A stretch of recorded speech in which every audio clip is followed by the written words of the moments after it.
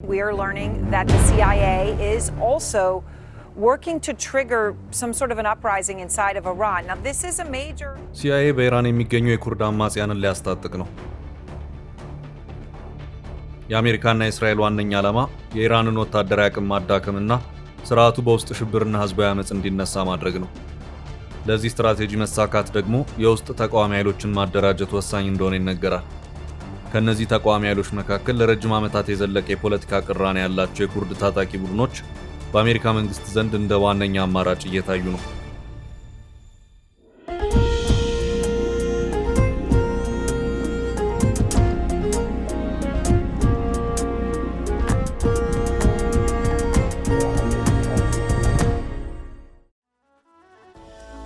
ኩርዶች እነማን ናቸው?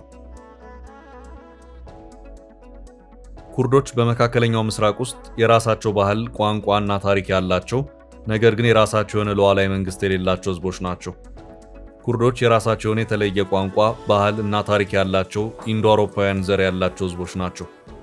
አብዛኞቹ የሱኒ እስልምና ተከታዮች ቢሆኑም እንደ ሻህና ክርስትና እምነት ተከታዮችም እንደሆኑ ይነገራል። ኩርዶች የዓለማችን ትልቁ ሀገር አልባ ህዝብ ተብለው ይጠራሉ። የኩርዶችን ጉዳይ ለመረዳት ከስነ ህዝብ ስርጭታቸው መነሳት አስፈላጊ ነው። የኩርድ ጠቅላላ የህዝብ ብዛት ከ30 እስከ 45 ሚሊዮን ይገመታል። በቱርክ ከ15 እስከ 20 ሚሊዮን፣ በኢራን ከ8 እስከ 10 ሚሊዮን፣ በኢራቅ ከ5 እስከ 6 ሚሊዮን፣ በሶሪያ ከ2 እስከ 3 ሚሊዮን እንደሚሆኑ ይገመታሉ። የኩርዶች ሰቆቃ የጀመረው ከአንደኛ ዓለም ጦርነት በኋላ ነው። የኦቶማን ስርወ መንግስት ሲፈርስ በ1920 በተፈረመው የሴቭር ውል መሰረት ኩርዶች የራሳቸውን ነፃ ሀገር ኩርዲስታን እንዲመሰርቱ ቃል ተገብቶላቸው ነበር።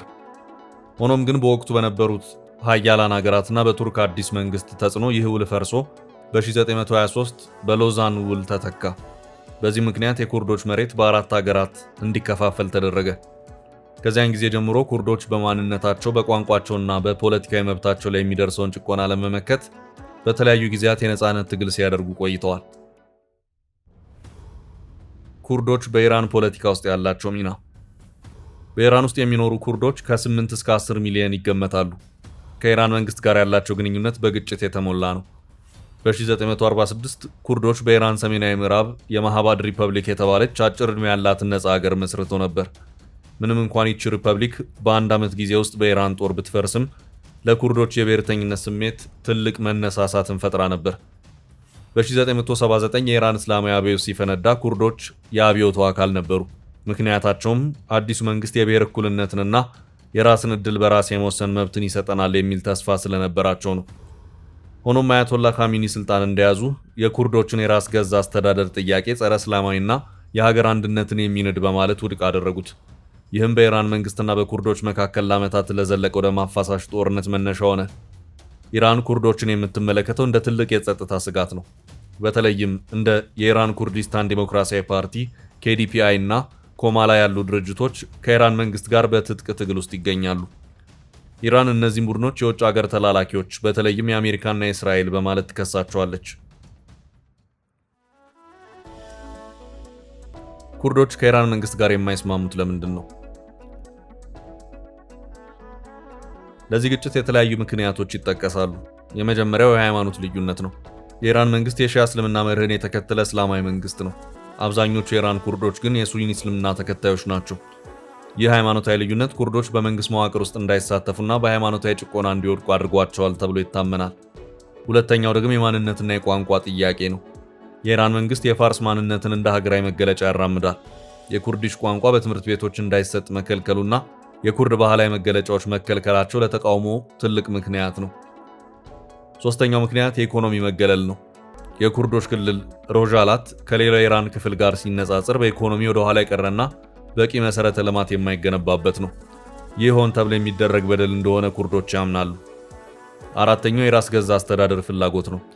ኩርዶች ራሳቸውን በራሳቸው የማስተዳደር ፍላጎት አላቸው። የኢራን ማዕከላዊ መንግስት ግን ይህንን እንደ ሀገር መበታተን ስለሚቆጥረው በኃይል ይቃወመዋል።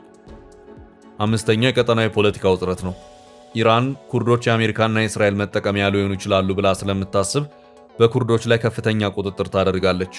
የኩርዶች ጉዳይ ከኢራን ጋር ብቻ የተያዘ ሳይሆን በዓለም አቀፍ ደረጃ ካለው የጂኦፖለቲካ ሽኩቻ ጋር በጥብቅ የተቆራኘ ነው። አሜሪካና እስራኤል ኢራንን በመካከለኛው ምስራቅ ውስጥ ዋነኛ ጠላታቸው አድርገው ይፈርጃሉ።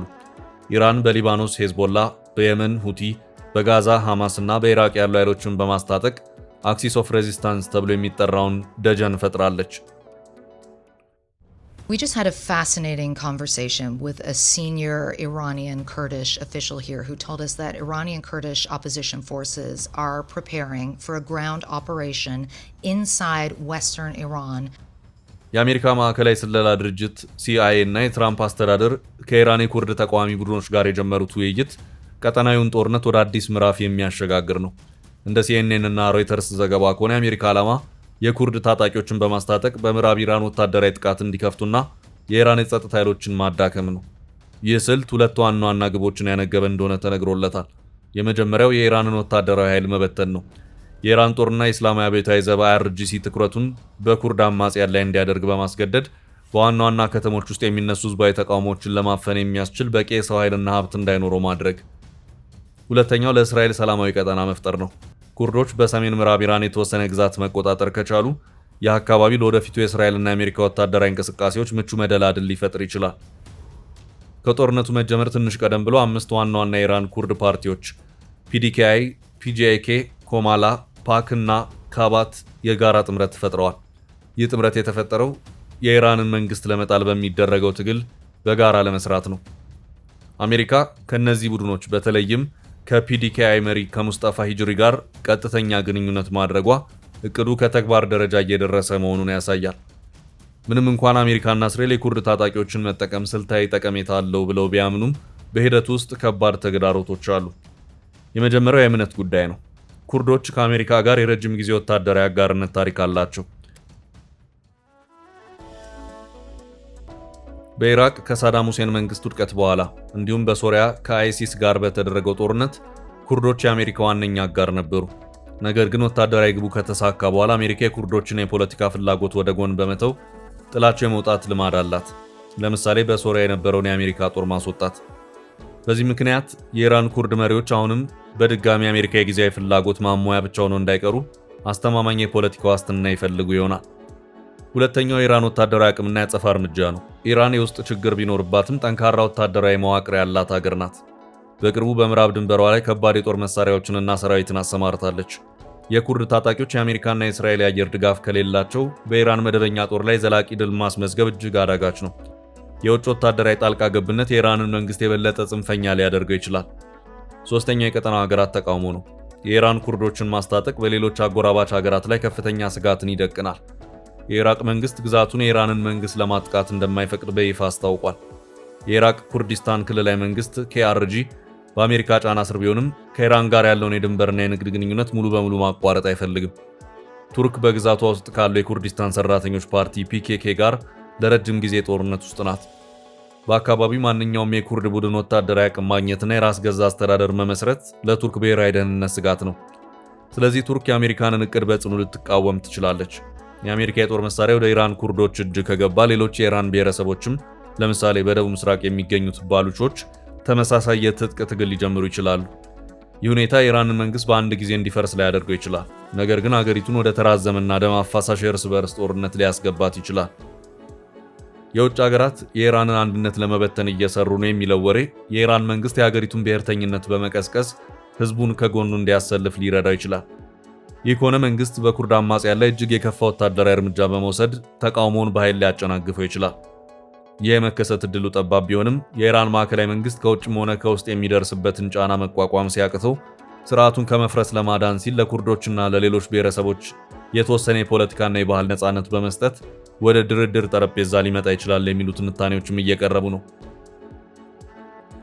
በአሜሪካ በእስራኤልና በኢራን መካከል ያለው ጦርነት እንዲሁም የአያቶላህ ኻሜኒ መገደል የፈጠረው ቀውስ የኩርዶችን የዘመናት የፖለቲካ ጥያቄ ወደ ዓለም አቀፍ የጂኦፖለቲካ መድረክ አምጥቶታል። አሜሪካና አጋሮቿ የኢራን ኩርዶችን እንደ አንድ ወታደራዊ ስልት ለመጠቀም ቆርጠው ተነስተዋል። ምዕራባውያኑ የራሳቸውን ጊዜያዊ ደህንነት ስጋት ለመቅረፍ የተለያዩ የታጠቁ ቡድኖችን ይጠቀማሉ። ነገር ግን ከጊዜያዊ ወታደራዊ ድል በኋላ ዘላቂ የፖለቲካ መፍትሄ ማምጣት ብዙ ጊዜ ያቅታቸዋል። ይህ የኢራን ኩርድ ጉዳይም የተለየ አይደለም።